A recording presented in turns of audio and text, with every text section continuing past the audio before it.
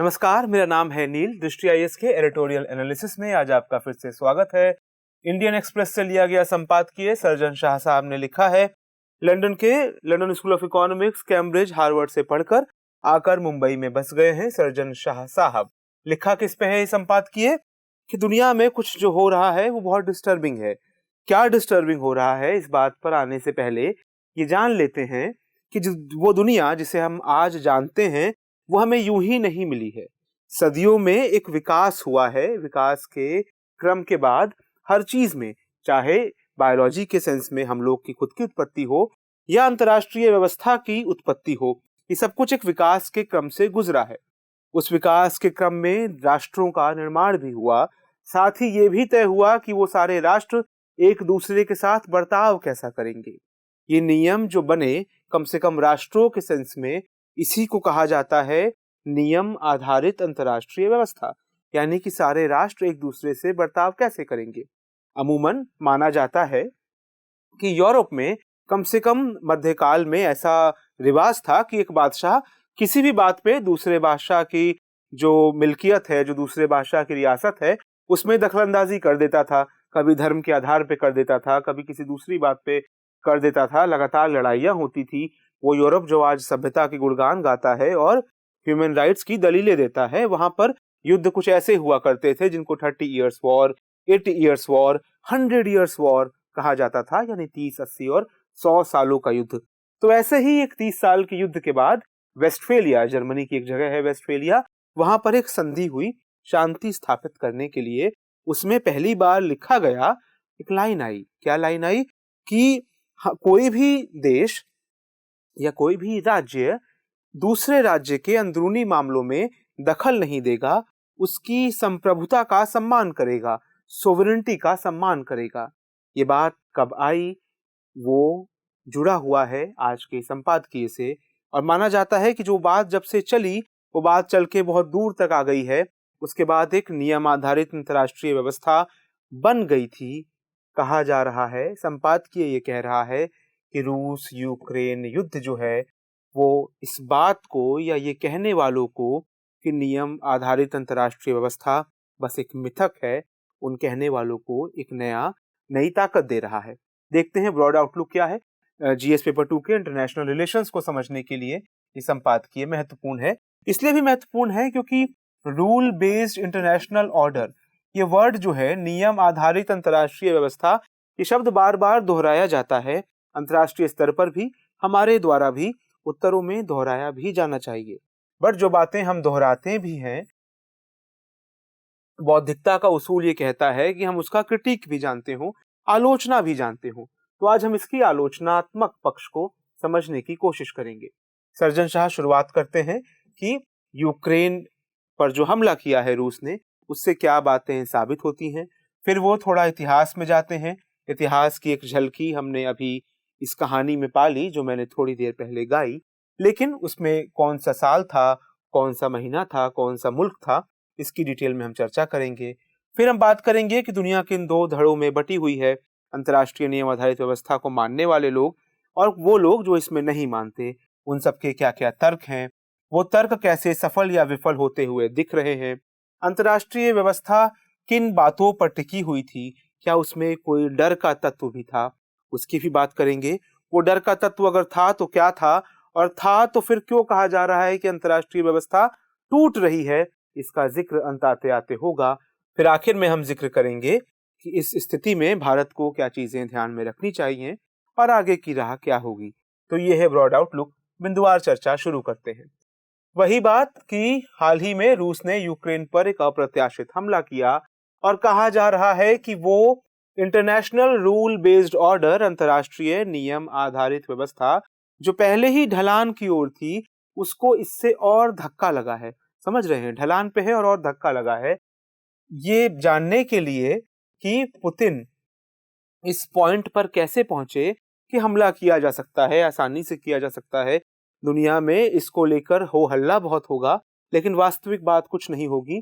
Putin साहब इस पर कैसे पहुंचे, ये जानने से पहले हमें ये जानना होगा कि नियम आधारित अंतर्राष्ट्रीय व्यवस्था का जन्म कहां से माना जाता है।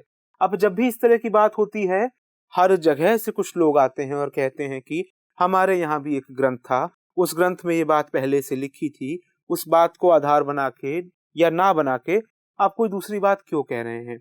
तो हो सकता है वो बातें ठीक हों, लेकिन जो इतिहास में, आधुनिक इतिहास में दर्ज बात है, उसके अनुसार माना जाता है कि वेस्टफेलिया, जो कि तत्कालीन रोमन अंपायर का हिस्सा था, रोमन अंपायर हालांकि बहुत हद तक खत्म ही हो चुका था, लेकिन होली रोमन अंपायर जिसको कहा जाता था, वहां पर 1648 में 30 साल के युद्ध के बाद 30 इयर्स वॉर को खत्म करने के लिए जो संधियां हुई, वहां पर माना जाता है कि पहली बार सोवरेनिटी यानी कि संप्रभुता की बात हुई, राष्ट्रों की संप्रभुता के बारे में जिक्र हुआ। वहां से एक ऐसे इंटरनेशनल फ्रेमवर्क की शुरुआत हुई जिसमें कहा, जो यूएन चार्टर तक आया, वो यूएन चार्टर जिसमें सैन फ्रांसिस्को में 1945 में दुनिया के तमाम देशों ने दस्तखत किए, और 1648 से चली आ रही प्रक्रिया एक प्रकार से 1945 के रोमन चार्टर तक पहुंची, जहां माना गया कि यूनाइटेड नेशंस के चार्टर में माना गया कि देशों की संप्रभुता अक्षुण्ण है, उनकी इज्जत करनी है, उसकी रक्षा करनी है। और यह भी माना गया कि जो भी इस संप्रभुता का हनन करने की कोशिश करेगा, कैसे करेगा, हमला करेगा, अटैक करेगा, इन्वेजन करेगा, उसको इल्लीगल माना जाएगा अंतर्राष्ट्रीय समुदाय द्वारा। और यह भी माना गया कि उसकी रक्षा का दायित्व यूनाइटेड नेशंस की सिक्योरिटी काउंसिल यानी सुरक्षा परिषद पर भी होगा।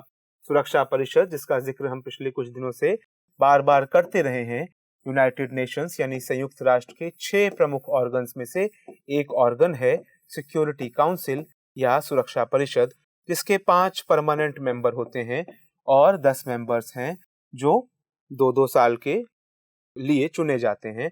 ये जो 5 मेंबर्स हैं, इनके पास वीटो पावर होती है। वीटो पावर यानी यूनाइटेड नेशंस की सिक्योरिटी काउंसिल द्वारा लिए जा रहे किसी भी निर्णय पर वो वीटो लगा सकते हैं, रोक लगा सकते हैं। तो इसी सिक्योरिटी काउंसिल के पास ये जिम्मेदारी थी कि अगर सोवरेनिटी का हनन हो तो उसकी रक्षा के लिए यूनाइटेड नेशंस कदम उठाएगा। अब अंतर्राष्ट्रीय संबंधों के जो जानकार हैं, वो हमेशा इस बात पर एक मत नहीं हो पाए हैं या 2 मत रहे हैं कि हम सोसाइटी ऑफ स्टेट्स में रहते हैं। सोसाइटी ऑफ स्टेट्स यानी क्या हम, देखिए अच्छा फ्रेज है, इसको आप ध्यान में रख सकते हैं, क्या हम राज्यों के एक समाज में रहते हैं, यानी कि जहां पर एक समाज कुछ नियमों पर मान्यता के आधार पर चलता है, कुछ नियमों को समाज मानता है, उन्हीं नियमों के आधार पर वो स्मूथली चलता है। तो क्या राष्ट्र भी ऐसे ही चलते हैं? एक मत तो कहता है कि हम सोसाइटी ऑफ स्टेट्स हैं, राज्यों का समुदाय है, जहां अलग अलग राज्य हैं जो कुछ बातों पर एकमत हैं और मानते हैं कि उन्हीं नियमों के आधार पर उनके एक दूसरे के संबंध एक दूसरे के साथ रहेंगे। या फिर एक दूसरा धड़ा है जो मानता है कि ये महज एक सिस्टम ऑफ स्टेट्स है, यानी राज्यों का एक सिस्टम है, जिस सिस्टम में जब जिसको जैसी जरूरत पड़े, जिसको जैसी महत्वाकांक्षा हो, उस महत्वाकांक्षा के आधार पर वो इस सिस्टम को बदल भी सकता है। यानी जो कुर्सी पर बैठेगा, नियम उसके हिसाब से बदल भी जाएंगे। ऐसी कुछ बात है। ये 2 धड़े हमेशा से अंतर्राष्ट्रीय संबंधों के बारे में रहे हैं। 2007-8 में संपादकीय लिखने वाले शाह साहब कहते हैं कि 2007-8 में जब वो खुद स्टूडेंट थे, दुनिया की बड़ी बड़ी यूनिवर्सिटीज में पढ़ रहे थे, तो इनको लगता था कि जो राज्य और राज्य के संबंध हैं वो लगातार नियम आधारित होते जा रहे हैं। दुनिया का जो भूमंडलीकरण हो रहा है, जिस प्रकार से हर राष्ट्र दूसरे राष्ट्र पर किसी ना किसी प्रकार से निर्भर है, कई मामलों में निर्भर है, लोगों के लिए, लेबर के लिए, सर्विसेज के लिए और ट्रेड के लिए, व्यापार के लिए तो निर्भर है। तो उस इंटरडिपेंडेंस की वजह से, और दूसरा कि हर बात पर ग्लोबल पब्लिक ओपिनियन, दुनिया के लोगों की राय इतनी मुखर हो चुकी है कि कोई भी देश नियमों को तोड़ने से बचेगा। यानी कि शाह साहब का मानना था कि 2 बातें हैं, एक दुनिया बहुत अधिक जुड़ चुकी है भूमंडलीकरण के दौर में, दूसरा कि ग्लोबल पब्लिक ओपिनियन, लोगों की जो राय है उसका स्वर इतना ज्यादा है कि कोई भी राज्य विचलन करने से बचेगा नियम आधारित अंतर्राष्ट्रीय व्यवस्था से। और ये कहते हैं कि हम में से ज्यादातर लोग जिनकी ट्रेनिंग इस प्रकार की संस्थाओं में हुई, पश्चिम की इन संस्थाओं में हुई, वो मानने लगे एक प्रकार की मासूमियत में कि दुनिया ऐसी भी है, ऐसी ही है, नियम आधारित दुनिया है। लेकिन एक दूसरा धड़ा भी है, रियलिस्ट, यथार्थवादी, जो कहता है कि क्योंकि इफेक्टिव एनफोर्समेंट नहीं हो रहा, जिन नियमों की संकल्पना की गई थी उन नियमों को लागू करवाने वाला कोई नहीं है, उन और कोई इंश्योर नहीं कर सकता कि उन नियमों का पालन नहीं हुआ तो क्या दंड होंगे। इसलिए इस तरह का विचार कि दुनिया नियमों पर चलती है एक एम्प्टी आइडिया है, एक खोखला विचार है। एनफोर्समेंट कैसे होना था?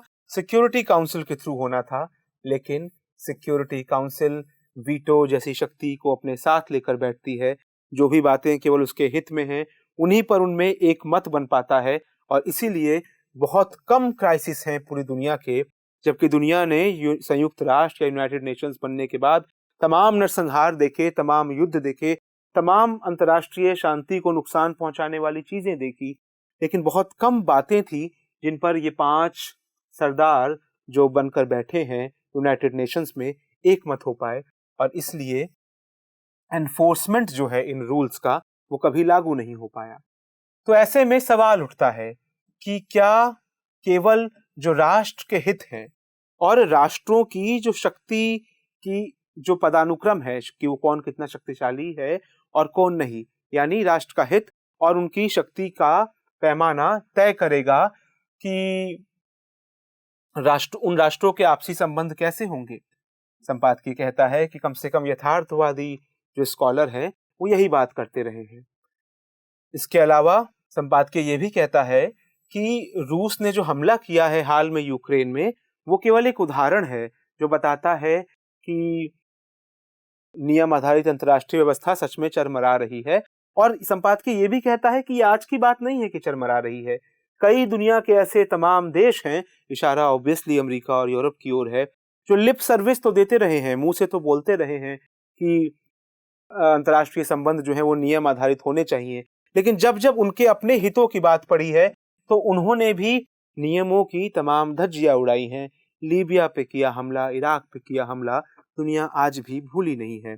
उसका जिक्र संपादकीय में नहीं है, लेकिन बात वही है कि नियम आधारित अंतर्राष्ट्रीय व्यवस्था की बात कई बार खोखली रह जाती है। चाहे कोई भी कैंप उस बारे में बात कर रहा हो, किसी ने भी उसको पालन करने में संजीदगी नहीं दिखाई। उसके बाद संपादकीय कहता है कि नियम आधारित अंतर्राष्ट्रीय व्यवस्था केवल उन नियमों से नहीं आ रही थी जो वेस्टफेलिया में 1648 में शुरू हुए। वो बात वहां से भी आ रही थी कि दुनिया में अब नाभिकीय हथियार हैं, न्यूक्लियर वेपन्स हैं, म्यूचुअली एश्योर्ड डिस्ट्रक्शन, मैड मतलब पागल होता है, इस पागलपन का ही एक पर्यायवाची था म्यूचुअली एश्योर्ड डिस्ट्रक्शन, यानी आप इधर से बम का बटन दबाएंगे, हम इधर से बम का बटन दबाएंगे, दोनों देश तबाह हो जाएंगे, महाशक्तियां तबाह हो जाएंगी और उनके साथ पूरी धरती तबाह हो जाएगी। इसी को कहा जाता था मैड डॉक्ट्रिन। माना जाता था कि इसी डर की वजह से, क्योंकि नाभिकीय हथियार हैं, तो देश आपस में लड़ाई नहीं करेंगे। संपादकीय कहता है कि हाल के समय में हिरोशिमा नागासाकी को बीते 1945 के, फैट बॉय और लिटिल मैन को बीते इतना समय हो चुका है, ये 2 बमों के नाम थे, उनको फटे इतना समय हो चुका है कि दुनिया थोड़ा भूल चुकी है उसकी त्रासदी को, और अब ये मानती नहीं है कि जो नाभिकीय हथियार संपन्न देश भी हैं, अगर उनमें भी युद्ध हो जाए तो कोई बड़ी संकट की बात है। इसलिए उनको नहीं लगता कि अब ये भी कोई एग्जिस्टेंशियल थ्रेट है, और इसलिए ये भी जो अंतर्राष्ट्रीय नियम आधारित व्यवस्था बनाने की पहल में मददगार थे नाभिकीय हथियार का ये बात जो है वो फेल हो रही है। इसलिए भारत आराम से अब क्रॉस बॉर्डर एयर स्ट्राइक कर सकता है पाकिस्तान में। उसको, पाकिस्तान का जो ब्लफ था कि हमारे पास परमाणु बम है, भारत ने उसको उजागर कर दिया कि ये ब्लफ जो है, ये धोखा जो है, ये धोखा अपने पास ही रखिए, अगर हमें जरूरत पड़ेगी तो हम घुसकर वहां पर हमला कर सकते हैं। इसी प्रकार से रूस बिल्कुल कंफर्टेबल है कि यूक्रेन में उसके इंटरेस्ट जो हैं, अगर उनका हनन होगा तो यूक्रेन पे हमला कर देगा। उसको कोई डर नहीं है कि नेटो जो है, north Atlantic treaty alliance, America के नेतृत्व में चलने वाला अंतर्राष्ट्रीय सैनिक जो ऑर्गेनाइजेशन है, इसे रूस को कोई डर नहीं है उस नेटो से, जिसके पास तमाम नाभिकीय हथियारों का जखीरा भी है, कम से कम इसके देशों के बाद। क्या, संपादकीय आगे सवाल पूछता है कि क्या चीन भी अब यही करेगा ताइवान के साथ, क्योंकि उसको भी कोई डर नहीं होगा और पूरी व्यवस्था के लिए इस प्रकार की चीजों का क्या निष्कर्ष निकलेगा। जैसे जैसे अमेरिका की खुद की ताकत का पतन हो रहा है, वैसे वैसे कई दूसरी समस्याएं उधर दूसरी ओर उग रही हैं। इशारा चीन की ओर है, और साथ में जो न्यूक्लियर डेटरेंट था, यानी यह बात कि न्यूक्लियर हथियार क्योंकि हैं इसलिए बड़े हमले नहीं होंगे, इस बात का भी पतन हो रहा है। क्योंकि ये सब बातें एक साथ हो रही हैं। अमेरिका का पतन, अंतर्राष्ट्रीय नियमों में बदलाव, अंतर्राष्ट्रीय स्तर पर नए प्लेयर्स का, यानी उदाहरण के तौर पर चीन का उभार, ये सब बातें साथ में हो रही हैं। तो हमारी दुनिया में एक पोटेंट मिक्स है, बड़ी संभावनाशील बन गई है दुनिया, और जरूरी नहीं है कि ये सारी संभावनाएं अच्छी ही हों। खास तौर पे ये कहते हुए संपादकीय कहता है कि पोस्ट वॉर ग्लोबल सिस्टम जो बना द्वितीय विश्व युद्ध के बाद, जिस प्रकार की दुनिया बनी है, उसके बाद पहली बार इस तरह का संकट देखने को मिल रहा है। कि किस तरह का संकट? क्या पहले द्वितीय विश्व युद्ध के बाद इस प्रकार के युद्ध नहीं हुए? बिल्कुल हुए। बट संकट क्या हो रहा है? पहली बार एक साथ ही सब कुछ हो रहा है। युद्ध भी हो रहे हैं, एनवायरमेंटल डिजास्टर्स, पर्यावरण के स्तर पर दुनिया के अलग अलग देशों में अलग अलग तरह के डिजास्टर आ रहे हैं। कई तरह के की रिसोर्सेज जो हैं उनकी कमी पड़ रही है। कई तरह के खनिज पदार्थ जो हैं वो धरती में उनकी उपस्थिति उससे कम मिल रही है जितनी हमें जरूरत है। दुनिया में कई प्रकार के शक्ति केंद्रों का उदय हो चुका है। कई देश इनवर्ड मूव कर रहे हैं, यानी वो दुनिया से जुड़े नहीं रहना चाहते। वो अलग अलग नामों के आधार पर अपने यहाँ राष्ट्रवाद को या उग्र राष्ट्रवाद को जन्म दे रहे हैं। ये सब समस्याएं एक साथ हो रही हैं। इसलिए मानवता के इतिहास में हम उस क्रिटिकल मोमेंट पे हैं जहां पर तकनीक और तकनीकों की जो शक्तियां हैं वो, और दूसरी ओर पर्यावरण के जो संकट हैं वो एक साथ आ रहे हैं। एक में संभावना है, एक में संकट है। और हम दुनिया के तौर पर, एक समाज के तौर पर साथ आने की बजाय, इस कठिन मोड़ पर साथ आने की बजाय अलग अलग हिस्सों में टूटते हुए दिख रहे हैं। ऐसे में संपादकीय अंतिम शब्द कहता है कि इस मोड़ पर भारत को इन सब मुद्दों को बहुत ध्यान से देखना चाहिए, बहुत विजिलेंस, एक्सट्रीम विजिलेंस से देखना चाहिए। और जहां पर कोऑपरेटिव यानी साथ आने की संभावनाएं हैं, जहां पर कॉम्पिटिटिव यानी कि कंपटीशन की संभावनाएं हैं, और एडवर्सेरियल यानी जहां पर विवाद और लड़ाई की संभावनाएं हैं, उन सब संभावनाओं को एक साथ रखकर, सामने रखकर अपने निष्कर्षों पर, जिस भी प्रकार के निष्कर्षों पर अलग अलग लेवल्स पर पहुंचना है, वो निर्णय अब भारत को करने होंगे। वो मुश्किल निर्णय अब भारत को करने होंगे।